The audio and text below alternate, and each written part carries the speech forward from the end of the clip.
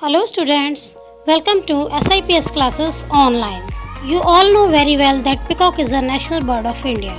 हम सभी बहुत अच्छे से जानते हैं कि मोर हमारा राष्ट्र पक्षी है, लेकिन ऐसा क्या कारण है कि सिर्फ मोर को ही राष्ट्र पक्षी बनाया गया, जबकि भारत में और भी बहुत ही सुंदर सुंदर पक्षी पाए जाते हैं। तो चलिए आज मैं आपको बताऊंगी कि ऐसे क्या कारण है कि मोर को ही राष्ट्र पक्षी बनाया गया। ब्लू पीकॉक, नीला मोर, ये हमारे देश का नेशनल बर्ड है, लेकिन ये सिर्फ इंडिया के ही नहीं, श्रीलंका का भी राष्ट्र पक्षी माना जाता है। इसे साइंटिफिक लैंग्वेज में पाओ क्रिस्टेटस कहते हैं। इसकी सुंदरता के कारण ही इसे राष्ट्र पक्षी घोषित किया गया। ये सब पक्षियों का राजा भी कहलाता है।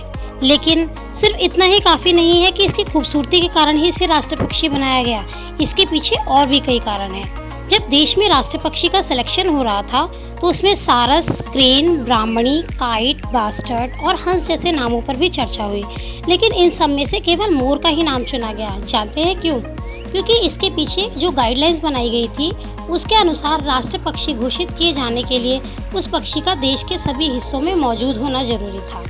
इसके अलावा आम आदमी इसे पहचान सके और साथ ही इसे किसी भी सरकारी पब्लिकेशन में डिपिक्ट किया जा सके।